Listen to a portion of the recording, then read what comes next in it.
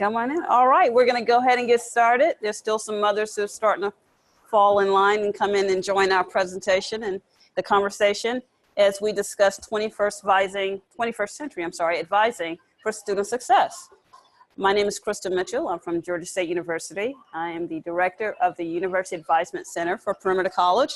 I'm here with my colleague, Ms. Alicia Jarrett. She'll introduce herself shortly. I've been with the university a little over 25 years. And within that space, I've been within enrollment services from registrar's office, admissions, scholarship resource center, but the bulk of my time has been in advisement. Particularly focus of interest for me is on what we're here to discuss is student success, how we advise towards student success, and graduation, which starts with retention. But yes, that's my specialty. And so we're gonna dive deep into that today and speak about how at Georgia State we do things a little different, but it's worked well for us, and we just wanna share what we do and have a great conversation. So to that, I'll turn over to Ms. Jarrett. Good afternoon, or good morning. Is it still good morning here, right? Yeah. Good afternoon, good morning. Good afternoon, Atlanta. Good morning, California. My name is Alicia Jarrett, and I am the director of our University Advisement Center, our centralized unit in Atlanta, Georgia. I have been at Georgia State for about 28 years. I was one when I started at Georgia State. They didn't have any labor laws back then. But now I'm gonna let you guys do the math on this. I have a 30-year-old that graduated from Georgia State. And then I have a 19-year-old that is at Georgia State right now, 2 girls. And then I have a son that's 25 who graduated from Clemson. The only reason he graduated from Clemson is because they decided that they would give him full tuition. And mama said, okay. That full tuition in Clemson has got him a pro position with the Atlanta Falcons. He's been there 4 years right now, so I'm a proud mom of that. Yeah. Thank you all for being here. Who visited Georgia State before? We've hosted a lot of, awesome, very good. We've hosted a lot of institutions and colleges, and a lot of, different people trying to see what it is that we're doing. So we're happy to be in sunny San Diego, this nice weather, sharing with you all what we do. Today, we're just gonna take a few minutes, and of course, this group is a lot smaller than our last group, so I think we may be able to do not quite a round table. We'll go through our presentation, but certainly if you have questions, feel free to ask us, okay? Because we do have a significantly lower amount of people. Our topic today, improving academic advisement through predictive analytics and proactive interventions. What do we mean by that? Well, I'm sure this is not you all's first presentation, and I'm sure this is not the first time that you all have seen this slide. We love this slide. It is very, very indicative of what we do, what we have seen. It's, we all say that we're gonna do retention, we're gonna fight for progression, we're gonna graduate everybody, okay? But we know that we got students that's falling through the cracks, that's barely making it across there. Oh, hang on, And so, like many institutions, we were losing students, okay? I'm sure you all have seen this before. We have our A and B students over here. Those students are gonna come into advisement. They're gonna have their 4-year plans ready for you, okay? They just wanna see you. They're mapped out. Then we have our D's and F students where they have to come in and see us because what? We've put a hold on them. They have a barrier. The only way they can move on is if they come in and see us. We were spending all of our time with these students. While these students right here are students that's on track to graduate, were really kind of falling apart. They were doing whatever they want to do. They were good academically, but they were taking extra courses because no one said, you don't need to take that course, okay? They were repeating a B grade to get an A grade because no one said, don't take that course over, you're good, okay? So we were failing these students. Georgia State was doing a terrible job with these students, and these were our students that was gonna give us our best return on our dollar, okay? We were failing these students. We had to do things differently. We had student ratios anywhere from 750 to 1,200 per advisor. Now, I've had a lot of hats at Georgia State in 28 years, advisor being one of them, and I can promise you that when I had a population of 1,200, I was failing those students. There was absolutely no way that I could reach 1,200 students the way that I needed to reach those students and get them the intervention, get them the attention, get them the resources that they needed to be successful, okay? We had some faculty advisors. We had a very complicated structure. You know, we had faculty advisors, department advisors, administrative advisors. You know, we had no common record keeping. We had little systematic tracking.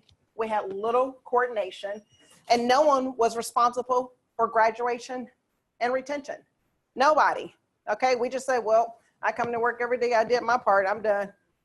You know, I promise you that's the way it was. All right. Those problems led to problems for the students. Students were taking excess hours. They were paying more money for their courses. They were taking a lot more time to get to graduation. Those problems resulted in what? Problems for the university, right? This right here is telling. 1 point retention equals 325 students. So think about how many 325 students was in that 1,200, right? So we're already behind the 8 ball by 4 points, okay? We're already behind the 8 ball. Fees for a student, $9,800. That's a lot of money. And it's because the student is constantly taking courses over and over and over that they didn't need to take. All right. We know that for the return on investment, 1 point increase gives us what? Over $3 million. We knew that we had to do something different. Okay. So what did we do?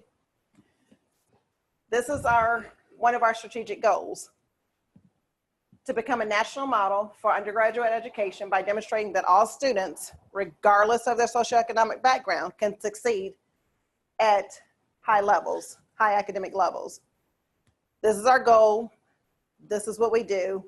This is what we have done. This is what we will continue to do. While I'll tell you, Georgia State has not arrived yet, we have certainly made tremendous strides to get to the successes that we have gotten to so far, okay? Some of the initiatives and some of the things that we've changed at Georgia State: we now have a new freshman model, the way that our freshmen register. Immediately when when the students come on campus, they see an academic advisor, okay? And we have over 85% of our students that register through this academic model, okay? It's a block meta-major model. We know who the students are before they come, you know, so if they have dual enrollment, AP, IB, whatever those credits are, then their credits, their schedules are adjusted accordingly, okay? These students have resources out the wazoo. I mean, from career services to their own tutors, early alert success, supplemental instruction, I couldn't think about it. But they have resources out the wazoos, and we make sure that those students use those resources. I'll tell you how we make sure that they use them soon. We've created alternative majors to premium programs. For instance, you know, we have a lot of students that want to be a nurse. They want to go in nursing. We have a very small amount of seats that our nursing department will accommodate, okay? So instead of sending those students to other institutions, Georgia State can't accommodate me, we have made alternative majors for those students. It has worked. It's one of the things that we really, really love now. We have intentional outreach. We go to housing. We have what we call mega orientation or mega, what is MOS? Mega one-stop shop, where students can go and see any advisor, any financial aid officer, anybody in enrollment services, one stop, and they can see all of those people. We intentionally reach out to our athletics and those students. Athletics, they have their own advisors, but we know that they are just trying to make sure that they get that next grade so that they can stay eligible to get on the field the next time. So we partner with their advisor to make sure that they are actually retaining and progressing. We have mandatory advisement, which again is another, I love mandatory advisement. Mandatory advisement allows the advisors to go into the classrooms, help the students with their spring schedules even before registration opens. So we have the schedules that come out, okay? In those 2 weeks that the schedules have come out, advisors are going into those GSU 1010 courses. They know the students that are in those courses because we've pulled the roster the day before or a couple of days before.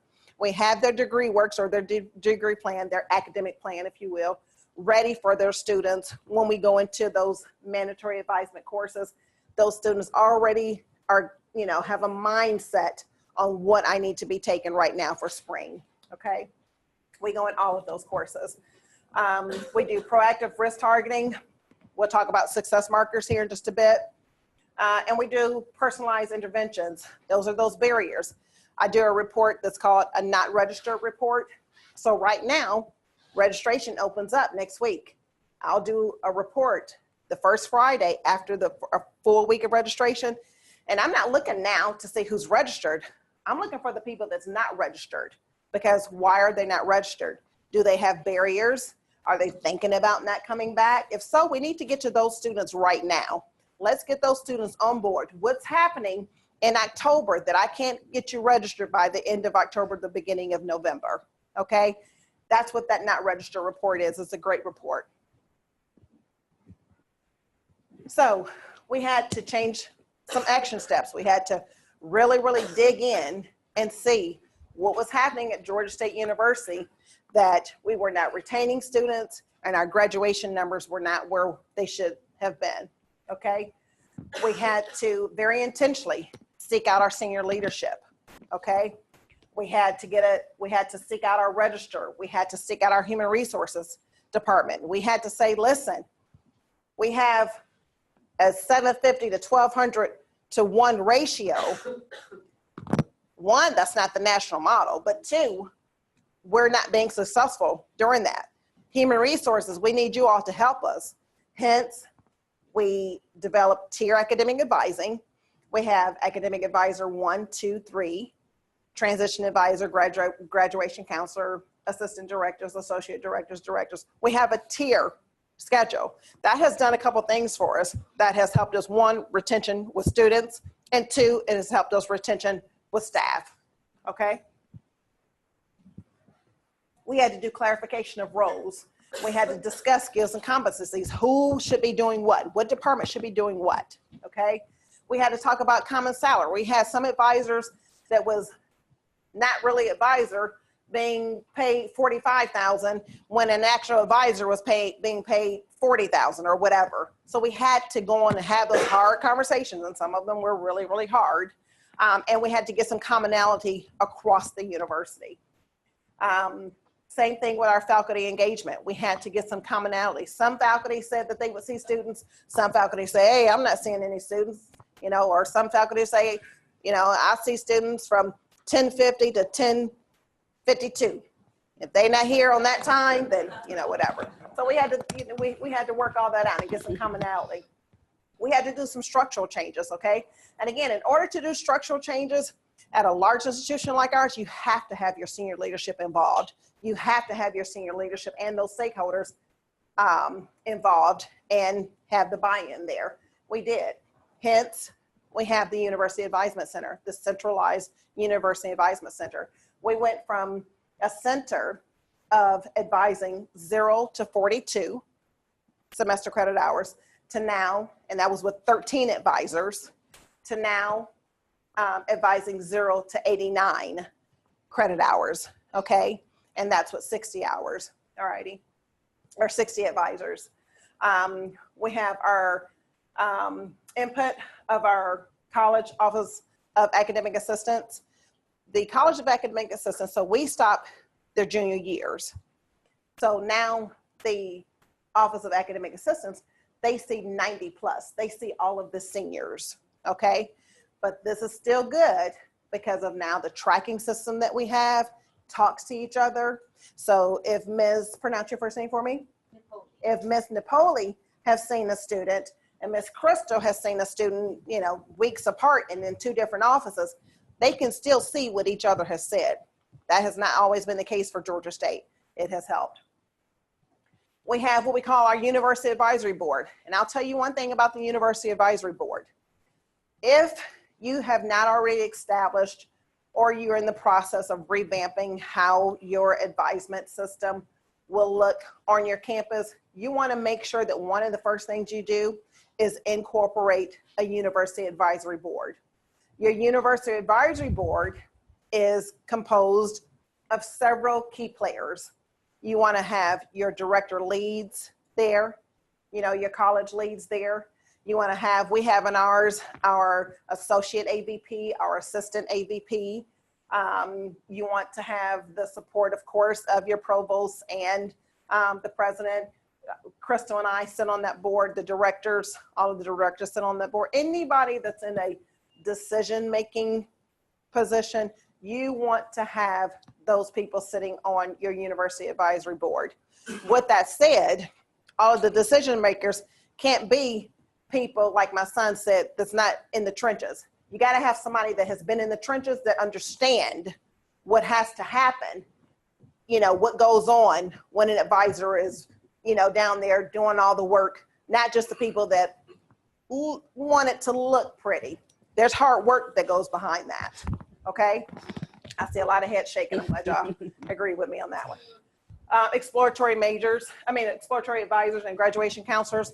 Those are 2 other advisors that we, advisor titles that we bought on, and I can talk about those too in just a bit. I'm very proud of the exploratory advisors, the graduation counselors. I actually supervise that group myself. And for me, these are, and there's only 5 of them, but the work that they do, they look at specific cohorts. Each one of them have a separate cohort, and they look at every student in that cohort. And at any time, I go to Mr. Reeves and say, Mr. Reeves, what's going on with your cohort? He can tell me easily what's going on with his cohort. The university relies on this group just as much or probably more than they do on our regular advisors. We added new systems. We have better tracking. We use, as most of you might know, we use the EAB platform. It's now called the Student Success Collaboration SSC Campus. And it has helped us. You know, while SSC, EAB, GPS, whatever you want to call it, is a great, because it has had many names now, but is a great system. The systems, regardless of the system that you use, are only as good as the people that you have using them, okay? So, and when we have people, and a lot of the colleges that come to Georgia State, they say, what is the secret? There's no secret. The system is as good as the student, or as the people that uses them. We had to provide our advisors extensive training, not only on SSC campus, but why is it important to save one student? They had to understand that.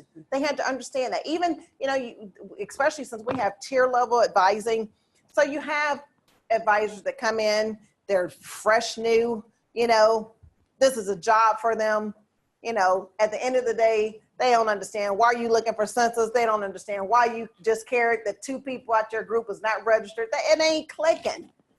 But now the way that we have revamped our training, we have that understanding, and it truly, truly helps. So again, I say all that to say that the system, although we like the system is only as good as the people that's using the system. We added our consolidated with the largest 2-year college. That's the college that Crystal is over. She's the director of the advisement center over there. We did reverse transfer. She'll talk to you about that a little bit more. And we put a lot of emphasis on transition, and she'll talk to you about that a little bit more too. What do we look like today? Today, we're about 1 to 300. Our advisors have 1 to 300 that they have to manage.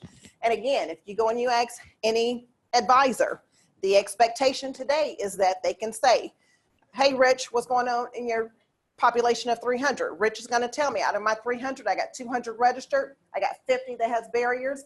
I got 50 or 25 that has financial issues. I got 10 that just ain't responding. Okay, Rich is going to know what's going on in his population, and we'll show you how. Every student is assigned an academic advisor. They know who their academic advisors are. Academic advisors are doing very strategic outreach. So for instance, you know, if Garrett has a accounting class that he's not registered for yet, you know, his advisor should be saying, not, hey, Garrett, happy Halloween. The mass email is going to go out to everybody, but his advisor should be saying, hey, Garrett, I see that you've not registered for that accounting course yet. Let's talk. You know, very intentional advising. And with the ratios that we have now, they're able to do that. We have extensive tracking, which again, we can tell, you know, when a student has come in, when a student has not come in, when a student has come in and seen Natalie instead of Garrett and seen whoever, you know, we can see that very intentional tracking. We can see when they're using supplemental instruction. We can see when the advisor or when the professor has put them down as an early alert concern, okay? Comprehensive metrics, common training, that's what I was just talking about on the training. We have all of our advisors go through a pretty intense advisement module even before we let them off to have their own population. And depending on the advisor, but there's a 4-week module that the advisors go through.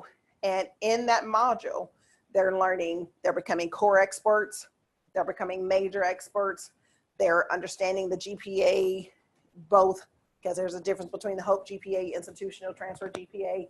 They're understanding all the things that they need to understand to be able to have a very accurate, knowledgeable, and confident conversation with their advisee, okay?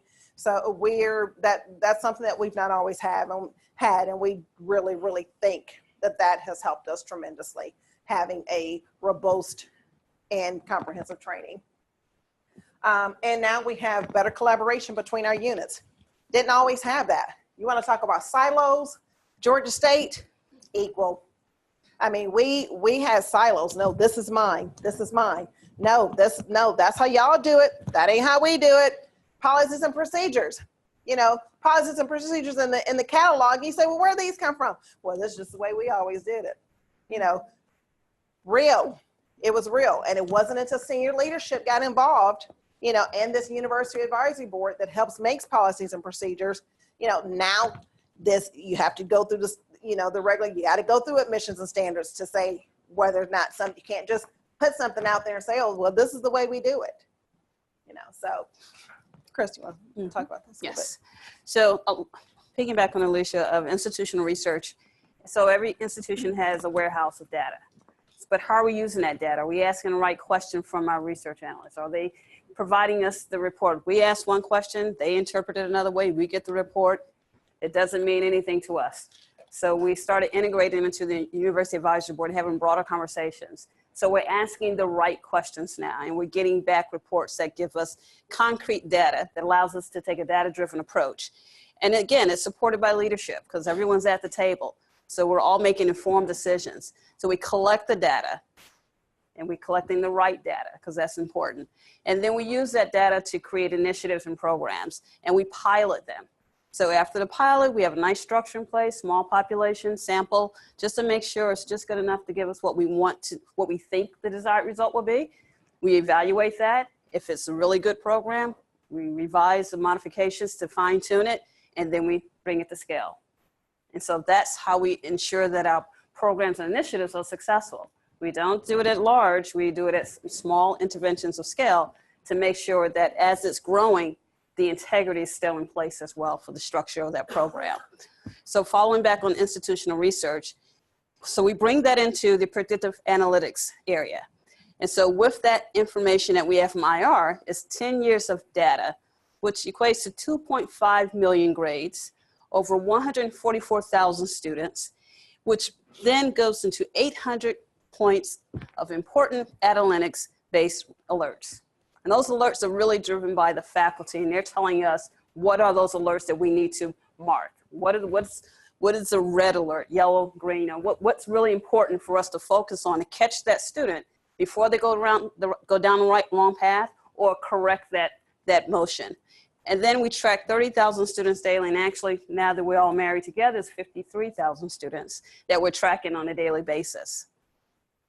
And so this is the success markers example from the chemistry BS degree, where the faculty and academic departments work with us in IR to think about what do those markers look like? What are the courses and grades that indicate there's a problem or not so much of a problem? You know, what does that look like for this particular student in Calculus 1, which is B minus, and the GPA is a 2.25. Or if we get down to, moreover, Cal 2, a C. You know, there's something happening there. Let's just make sure this student's being successful, because they went from a B minus and now they earned a C. That may be a question mark of, you know, is this student really being supported or following and using the tools that's available to the students, the SI, tutorials, and things of that nature. And that leads us to our platform of using our homegrown system. And this didn't always look as pretty. And this is probably our 4th iteration of our dashboard, because it just keeps evolving, which is what we do. But this tells us everything we need to know about our holistic population. And this is from the Atlanta campus. And this is tracking 18,000 students. And so from here, we can see that 64% of these students has already been contacted some form of intervention at this point of the semester. So that means we have to really think about the rest of the students that we probably have not, and this is about a little over 2 weeks old, so we're probably further than 60% now, probably up to 80. And so we know 20% of the students really need additional help or intervention, and our students need to, our advisors rather, really need to reach out and touch and make sure that they're staying on track and doing everything they need to do, whether that's advising in person, coming into the office, doing our outreach in housing, or other campus areas and spaces, or working with other SI. Are they going to SI? Are the early alerts coming in? And then down emails as well. Are the emails working? You know, students don't like to read emails. We know that, but it doesn't stop us from emailing, because there's something's gonna catch their attention at one point or another. We're still gonna do that. And then we come down and we look at the register. Who's registered, who's not registered? You know, what are the type of areas that's going in there? Who's doing study abroad? Who has already indicated they're gonna be transient for the summer? Or those other categories that come in, you might think, oh, the student's not enrolled this term. Well, actually they are. They're transient for somewhere else or study abroad. So the retention and progression is still happening, and they're staying on track for graduation. But now we know concretely where that student actually is. The takeaway too here is, you know, I know a lot of people, know a lot of universities are trying to decide, you know, what metric, what type of, you know, tracking system, what type of database do we want to get? Is the one that we have, you know, sufficient? The takeaway here is, while we use SSC Campus and it works for us in many ways, this is homegrown. One of our assistant directors and an advisor put this together, and each academic advisor has this. This is the way the advisors manages their 300 population. And all of these things right here on your left or my right are across the dashboard. You know, has a student been contacted? Has a student filed a FAFSA? Has a student registered for, you know, spring? Well, we can't register for spring, so this is not going to indicate spring right now, but has a student been in to see their specific advisor? Have they seen a different advisor? This is on the student's dashboard. And that's why when we ask an advisor, what's the health of your population, they can easily give us that information. And then combined, they all send to one of the assistant directors for a combination or a calculation, and then we get this one. So each student receives a major map. The major map is from first semester to completion of a 4-year degree program, but embedded in the major map are those markers that indicate this is where we need to make sure we're tracking and following the student. And these are the areas that will indicate successful completion of the degree within a timely fashion. Obviously, we want 4-year degree completion, but if you miss 1 or 2 of these markers, it might put you at 4.5 to 5 years. but we want to make sure the student is aware of the impact of making good progress in those green areas as it relates to their scholarship, Hope Scholarship, which is a state-based scholarship, or whether it's financial aid, whatever the case may be. If you're missing your markers and you're off track, you're using money. You're wasting money, quite frankly. This is the introduction to our platform here, where a student would come in, an advisor will pull up before they actually enter the office. The advisor is going in to see who's coming in today. So today, Thaddy is coming in. So what do we know about Thaddy? What does the platform tell us? It tells us that she's a really good student. She's actually in an honors college. She has a 3.86 GPA. She's withdrawn from one course. She's still on track. And she has 5 W's remaining. There's 6 allowed within your academic career. And she is already hit 4 of her markers. She's doing well. She's progressing quite well. We also know there's some tags in here, which means that she's attached to some other student engagement across the campus. She's an athlete. She plays soccer. As I said, she's in an honors college. And I also see who her advisors have been during her time here. So she's really a good student who's interacted well. She's coming to the office. She's engaged with the Academic Advisement Center. And she's also engaged in student services around the campus and along with athletics. So this also will bring up the risk alerts. Again, the GPA credits, repeated courses that we need to really keep an eye on, make sure they're making progression in the different categories. And more importantly, the student contact information. We need to know where Thaddy is, how can we reach her and engage her if necessary. The success markers, and this is a good example of someone who's not on track, because this student actually has missed, this is kind of fuzzy, but she's missed 6 markers. She is totally off track. So that indicates, wow, okay, so she is currently a journalism major. That's not working well for Brigitte. It's not working well for her. We need to talk to her. What is it about journalism that, you decided this is your major? How can we talk to you about other majors? What can we do to kind of get you back on board? And so her GPA doesn't reflect here, but those 6 markers are really because she hasn't really performed well in those courses. So I would venture to say her GPA is not really good as well. So this is also another concern, because we have to make sure her GPA is progressing as well for financial aid. We don't want her to lose aid and fail academically, lose confidence in herself when she's actually could be a very good student, just in a better major that fits her skill set and her interests. And we have to tell you that in the notes, we did reach out to Brigitte and say, listen, we need you to come in. We didn't wait till she got 6 markers. It was on the very first miss marker. We need to see you. We need to see you quick, so, and, depending on their GPA, we just can't slap a hold on them, even though we want to, to make them come in. But of course, we can't do that. This slide right here is a slide that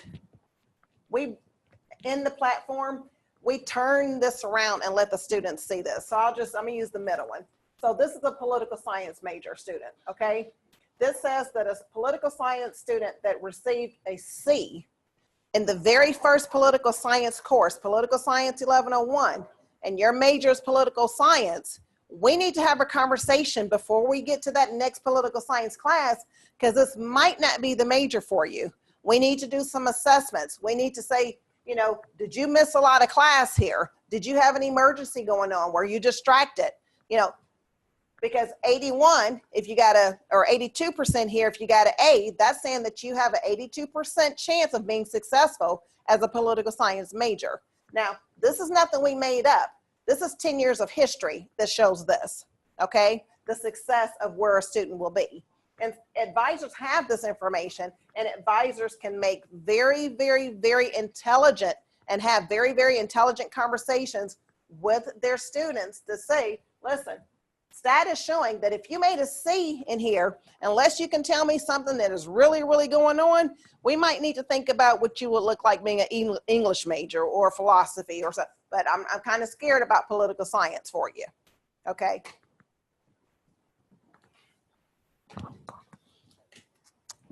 So we bringing in that student that she highlighted the political science. Alicia spoke about those markers where they earned a C. Something's going on there, not quite sure, have a conversation. So the student comes in, meets with the advisor. We start digging down a little bit more other than academic history. What is your interest? What do you really want? What is your goal, your ultimate goal? Are you earning a political science degree to do what with that? You want to go to law school, you want to become a political scientist, politician, what is it? Oftentimes, well, my dad told me, my mom told me, my brother did this, my sister did, my aunt, my neighbor, my pastor, everyone has the conversation in that student's ear, and they kind of cloud it in a sense oftentimes. And they come in thinking, well, this is what I was told is the best thing for me to do, so that's what I'm going to do. But we see with that C, this might not be the best thing for you. What is your skill set academically? So we look back at some other courses where they've been successful. For instance, English, maybe she earned an A or B. That's a successful course. She's done well in that. And they often don't think, well, yeah, you can still go to law school with English degree. You're going to do a lot of writing, so you might want to have a really good writing skill set for that. So having those additional conversations and drilling down to what does that look like for that student pursuing other areas of interest. And so we have those targeted outreach for those students based on their risk level and key intervention times within the academic calendar. And then the registration reviews, okay? So she registered, she did not think about that political science conversation, continued on with 2 other policy courses. One is research-based. We're going back in before, so we can have a time to correct that registration, to make sure she's informed about what that will look like and what's that gonna require. Because quite honestly, a lot of students coming from high school haven't had a lot of research-based courses to prepare them for that. And making sure that that schedule is balanced. If she's gonna go, we can't make her not change her mind, but we wanna make sure she's supported and balanced and use the resources available to continue and progress. And then we're gonna have the conversation about missed markers again, just to reiterate and strengthen the conversation. And from there, we'll talk about the major explorer. So major explorer is that other conversation I spoke about previously about what are the options, what can you do with this major? Where can I go? What's a grad school? Is that an option? What kind of salary am I looking at? Do I have to go to grad school to get to that level or to that career field? What can I do with that degree? And what other majors might get me there? Do I have to have a poli-sci major to go to law school? No. Do I have to be a biochem phys major to go to med school? No, it would help. Absolutely, you're going to have that core foundational courses and calculus to get there for admission purposes, but there are some other majors that can support you in going down that road. So we have those additional conversations to show them alternate paths where they can be successful in those majors and actually be a confident, successful student personally and professionally. And again, as we spoke about the platform being across the University Advisement Center and all the advisors across Affirmative College and Atlanta campus have access to the same information. And I'm sure everyone's had the student who has shopped advising. I've gone to Garrick, and Garrick told me that this STAT course is the best thing for me. And you come to me, well, yeah, that is true. Garrick is absolutely right. You're going to be a social scientist. Sociology has 2 research methods class. That elementary STAT will do a great job and prepare you for those upper division research methods classes. And they do that. And it's really interesting when you go in and see the notes, and you can really go back and see each advisor they've interacted with because they have shopped. But they come back to the original advisor. Well, yeah, I think I'm gonna go ahead and add that math class that you talked about, as if it was an original idea. So that's always very helpful. And then, the student then has even greater confidence in their advisor. And it builds that relationship of trust, which is equally as important. And then the progress reports, the early alert, we have that built into this part of the profile as well. The instructor here for U.S. History has mentioned that Myson has not come in to class, missed 1 or 2 classes. That's an alert. We know attendance is a strong indicator to good performance. If you're not coming to class, you can't take the notes, you can't take the tests, the quizzes. You never know what happens on that day of absence. So that's always alert to reach out. What's going on? What happened? Why did you miss class? Was there something going on that we need to know about? And so then the student feels, how do you know I missed class? Well, we have this little early alert that tells us you missed class. So it's a great follow-up to support our message of attendance. And this really, part of the platform goes into that career message where we integrate that into the advising and then work with the career services unit to direct the students to take those inventory tests to kind of strengthen that conversation. They can better identify their skill set and really on their own do their research and discovery of self and find out where the strengths are and what majors might best match them. And then they can come back to us and we have an even more robust conversation. Again, We're up to 53,000 students since the marriage of Affirmative College and Georgia State University, and we continue to grow, and we're enjoying it from the student side and as well as from faculty and student engagement and advisement. And so this slide really reflects the work that we've done historically from 09 to the 8-year change. And this is a slide Ms. Jarrett loves to discuss, and I'm going to go ahead and take over for her. So for this, we go down and we look at that Pell, and we look at the middle bar here, Pell. Quite frankly, we have a large population of students that are Pell eligible, regardless of your ethnic background. But this highlights two of those points of interest where traditionally the conversation is these students within the African American and Latino populations that are on Pell may not be as successful. We have dispelled that myth. That is a myth. That is no longer a fact. We have proven that any student can be successful if they have the support and resources and the advisors and the institutions behind them, as we all are, to help them be the best person they could be as a college student. And we have shown with all our tools and resources working together collaboratively with faculty and leadership and administrators and advisors who are down in the trenches, this is the result. In this 8-year change, 103% increase for the African American community have earned their bachelor's degree. 168% of Pell eligible students have earned their bachelor's degree. That's not supposed to happen. But we've proven that it is doable. It is not, again, it's not rocket science, it's not magic, it's doable, is what it is. The Latino population, 185%, that's almost 200% increase. That's phenomenal work, phenomenal work.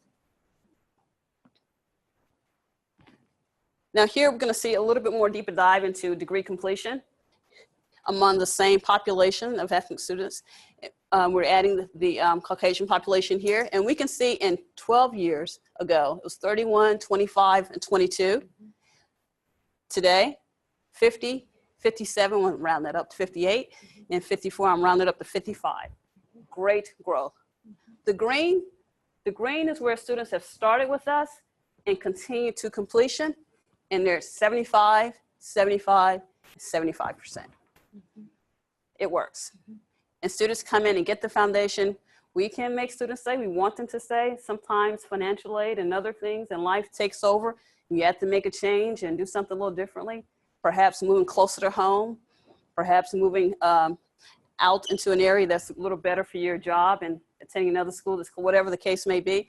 But we know that you support it and you got the message that this is possible and that I can earn my degree. At Affirmative College, which is a community college wing of Georgia State University, we've since 2016 when we've merged, our retention rates are reported as such. We've had good sustainable growth from 64 to 70% this year. And our graduation rates, which doesn't reflect here, in 2014, the graduation rate was 6.5%. We doubled that within 2 years. And really it's looking at best practices, policies that weren't really coordinating, the collaboration of having those hard conversations where policies don't make sense and they're fighting each other, along with faculty coming in and doing their part and working with advisors, and moreover leadership. Leadership coming in and said, this is what we're gonna do and this is gonna work well, and everyone coming to the table and having the same goal, one mission of completion. We did a lot of academic cloning for the PC, for the perimeter colleges. In relation to what the four-year college was doing. And then we also did a lot of emulating a lot of the policies and procedures that we were doing on the 4-year level that we were not doing on the 2-year level. And I think, and so some of the same processes and resources that we were putting in the 4-year institution, we were putting in the 2-year institution. And again, you can see it works. And again, Affirmative College has 5 physical campuses, 1 online. Each campus has its own assistant director, including the online.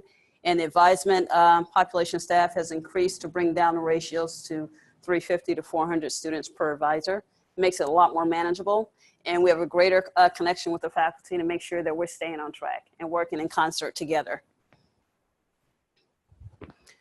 Now, there are 2 paths to degree completion. With the Affirmative College student, you can stay for your full 2 years and maybe 3 if you needed a little additional time to earn your associate's degree, and that's 60 hours as we all know. Or you could do something that's really interesting. You can actually complete your 30 hours at Affirmative College, then transition to the Atlanta campus, which is the 4-year space, work on your 4-year space simultaneously completing your additional 30 towards your associates. So that's called reverse transfer.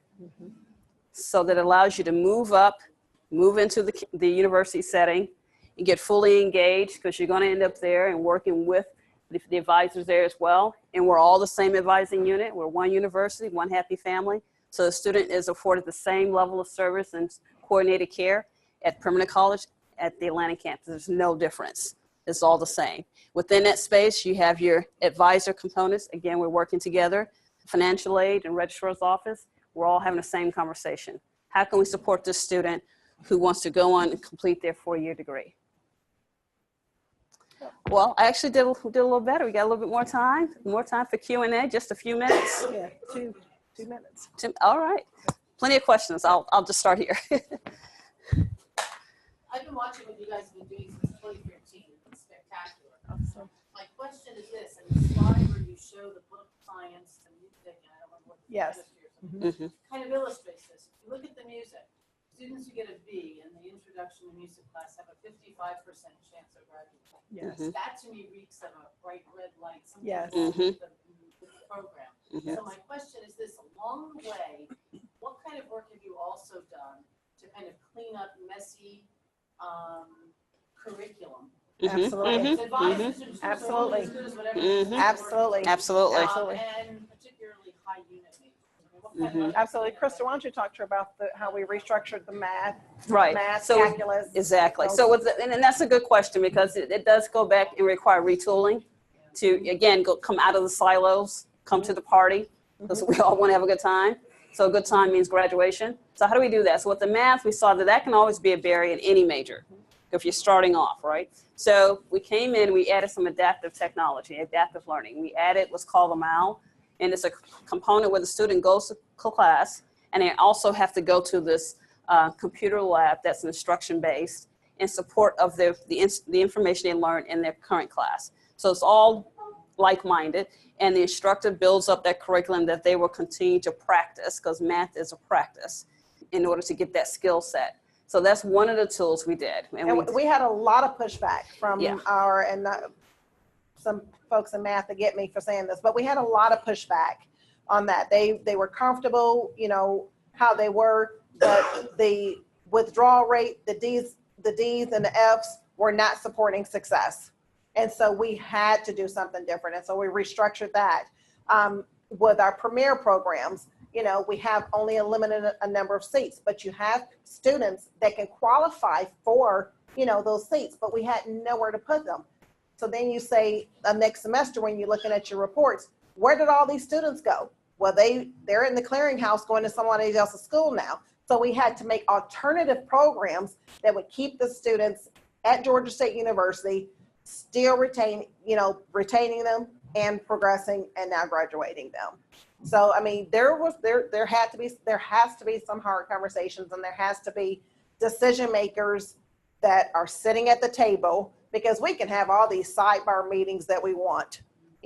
We're rolling our wheels and rolling our wheels and rolling our wheels, unless you have a decision maker at the table, and you have to have very, data. You got to have a individualized, you can't pull your own data and then present it. Have your institutional research pull it, because then there's some validity in that data, and then present it and say, this is not success. Let's try this as a measure of success. Yes. I'd like to know what the role of faculty is in this advising. So, for instance, your political science students who not being successful, the faculty member who's teaching that political science course and not successful and is going to know something about that student, that they're a good writer or not a bad writer, so don't direct them to English, direct them to geography, because you're interested here or there. And so that's sort of that career advisement, career path is really a role of a faculty member. So how do they jump into this? Oh, so we have cluster meetings with the advisors and faculty departments, academic departments. In those cluster meetings, we talk about curriculum, we talk about the early alerts. If we have a number of early alerts in certain courses that are popping up, that are anomalies or that are consistent, then we have to have a harder conversation about, okay, what's going on in this class? Is it a particular professor? Is the way it's being taught? And they make some decisions on that about instruction and curriculum, how it's being presented to the student. but also the early alert is telling us that that student is having a challenge. And there are additional notes within an early alert that speaks about those challenges. So we're working in concert, and oftentimes we even reach out to a faculty member. Well, Alicia met with me today. This is a conversation about the early alert. She's feeling a little challenged, doesn't feel like she's connecting. What else other conversations can we have? We'll actually direct Alicia to go meet with that faculty person. We want that connection with the faculty. We do not want to be strictly advisor-student. It's a partnership. We're all here for the same purpose. So it's a partnership that we work in concert together, and it starts with the cluster meetings and the early alerts and those larger conversations of leadership working together to identify those success markers within the major maps that indicate where there's a problem. And additionally, let me just tell you what we do for a couple of our majors, and I'll just talk about physics because I just finished doing a report for them. At the beginning of the semester, each semester, we will run a report, and I'm going to stick with physics since I'm talking about it. We'll run a report for Dr. Toms, and it says, these are all your students that's in physics, okay? What this report does is it allow him to do his own reach out to those students, you know, and then we say, these are another group of students that say they want to be in your major. However, they refuse for whatever reason to register for one of your physics courses. You know, it could be they didn't have the prerequisite to register for it. It could be that the course, a lot of times for physics, it's the course availability time. It's in the late evening. And when we take the survey, students say, I don't want to come to class at 6 o'clock when I finish at 2 o'clock. So, but we run these reports and we provide these reports to the departments for them to then go on and do their own outreaches and collaborations with the students. Which sometimes and they actually love it. Mm-hmm. They absolutely, and then they send us when they're having, you know, a physics fair or when they're having a lab, come view the lab, or, you know, they send us all that stuff and we can send it out to our students. And another good example is that there's a STEM conference coming up, and they've invited a couple of the advisors to go on with faculty to attend that conference. Mhm. So it's another way that we're collaborating together. Yes, ma'am. So in our campus, we have about who is searching on undeclared major. So how do you advise them? I have two additions. Okay. Very excited. Oh.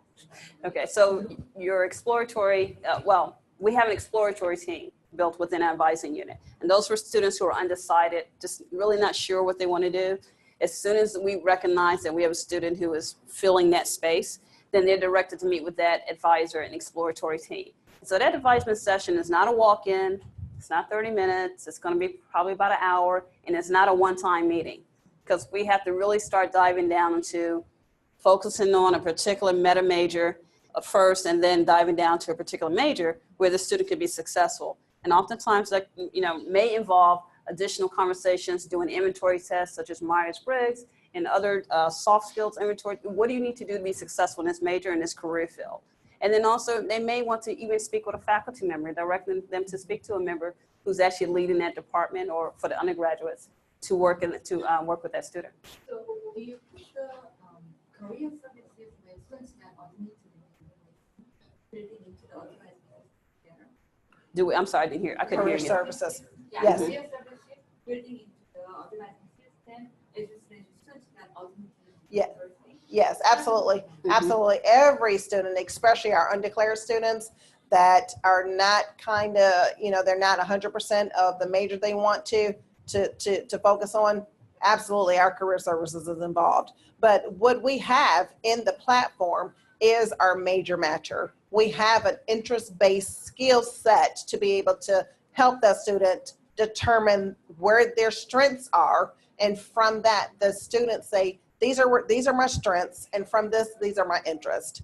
And then we let them know, because sometimes students don't know that there's a major called XYZ, you know, that matches their strength, you know. And so by us having that information and giving it, it gives the students options to kind of, you know, research. And then we may have some new majors, such as now we have a BS in social entrepreneurship. Mm-hmm. You know, Yes. so students are think about how can they bridge the space of entrepreneurship and social Yes. responsibility. So just, oh, sorry. If you don't mind. Okay. Only one system I'm strongly interested in. So how do you let the faculty involved in the only one system? Do you let them report mandatory every week, or how does it work? You They said- would, the early alert system. Okay. So the early alert system, it starts about the third or fourth week of the semester. By that time, it's a good indicator whether the student has missed the first class, the second class, has not turned in an assignment, has not completed a quiz or test. We know early on. And so they'll hit that button and send us a list of everyone in their class who is on track and who is not on track. It's amended 20. It's where, It's going that way. Right Right. now, we're just saying, please use it. Please use it. But the majority of our faculty are using the early alert. Mhm. Yes. And again, it takes the decision makers, the deans in their college saying, listen, this is a part of our retention strategy. This is a part of our progression and graduation strategy. I need you using it. Yes. yes, sir. Thank you. Two questions. One about your success markers. Curious how you developed that, lessons you've learned in finding that. That's one. And a second question around really high demand majors. You mentioned nursing. That's a common problem with CSU. You know, high interest, few seats. Mhm. How do you disseminate that between and within rather than seeing the need? Your first question in regards to the success markers. Right. So the success markers is a collaboration of the advisors and the departments coming together to determine what courses, and let's just take the chemistry that we had, or computer science that we had up there, to determine what courses will mandate the student being successful or not. You know, if a student has to make, if they can't make a B- in an English class in their area A class, that's a marker. So that in the system, that course is marked. That's where the 8,000 markers came from. So each department, each college went and said, you know, if this doesn't happen, then this doesn't happen. If this doesn't happen, a marker went to that course. Okay, so you had, in order for you to progress out of area A, you can't have a C- in that course.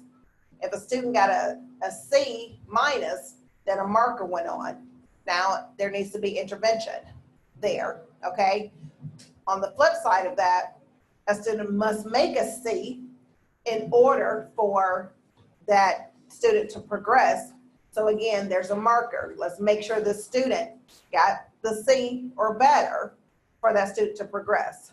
Okay, you follow me there? So your question is, how did that develop? The departments had to work on it.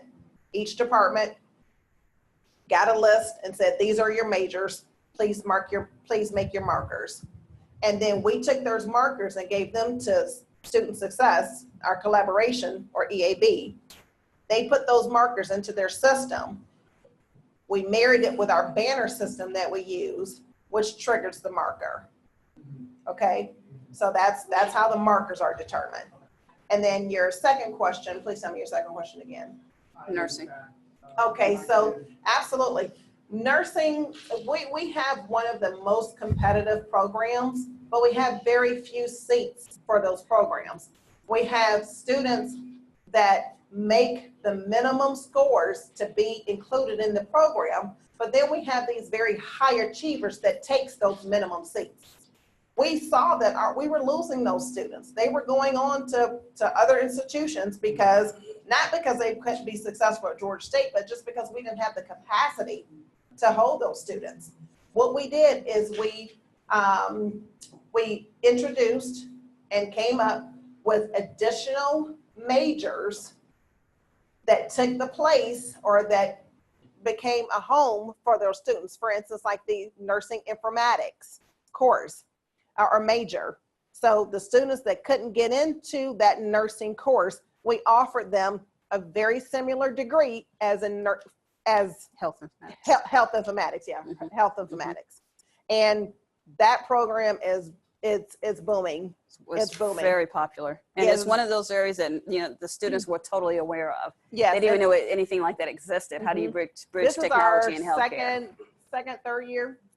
third year with it. And the students enjoy. And what has it done for Georgia State? We're retaining our students in that program. Sure. So that's a debate that's happening on our particular campus, and one of the arguments people say is, well, Yes. rather than developing an image, why don't we just put more resources in nursing? that. And it's Mhm. 19. Mhm. You gotta build out The another pay scale for major that is. So for us, because there were so many And then they can take governmentory that regulations with how we could do into that nursing, space that's for master why we decided to and do become more what we specialists. did. Absolutely, absolutely. But Okay. if a student gets a graduate major from the nursing, once they graduate, what can they do? What do they go on? They can still do some of the same things as the nursing students can do, including administration. In the nursing field, there's not a direct path for administration, hospital administration. Yes. Yeah, can they take that path? They can still take that path. There's a bridge program then that they would have to do to make sure that they ensure some of them.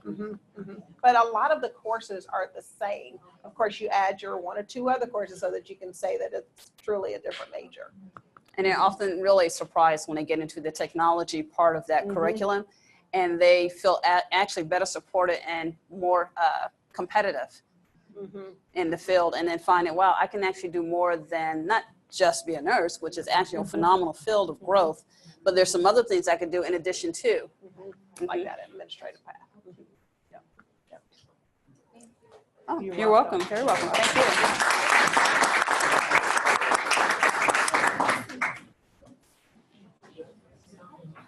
Rich, how are you? Crystal Mitchell. Yes.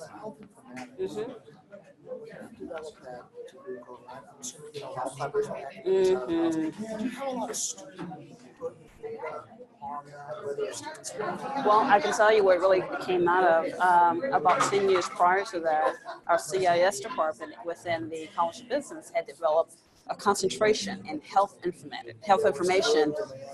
Huge demand. It was growing because it was growing with technology. And then there's a component in nursing where there's some platforms you have to know when you're getting into nursing. If you get in your clinicals, but those also integrate into your curriculum and health information. Baseline data from a different Correct, that we kind of bridge together. Exactly. We want to create these new degrees. Or like the social entrepreneurship. That was another one. Like especially the nursing ones, but then some students are just so hell bent on being a nurse. Right? Because they're tied to it and married to it. Yeah, and I was just wondering, because my old institution, we used to try different things, but we found that, you know what? The nursing students weren't interested in this. That's why I was wondering if you had some interesting data. Well, one thing we do in the meta majors when they come in for the freshman learning communities block schedule, we bring them, incorporate that in you there. Have that in there. Yeah, so you hear that up front, and then we present them with data, and you meet with your advisor, and so you include that in your conversations. I got you. That makes sense. Thank you so You're much. so welcome. Thank you, Rich. Thank you. Hi. So if I understood it right, centralized advising freshmen through junior, Correct. senior year At the college.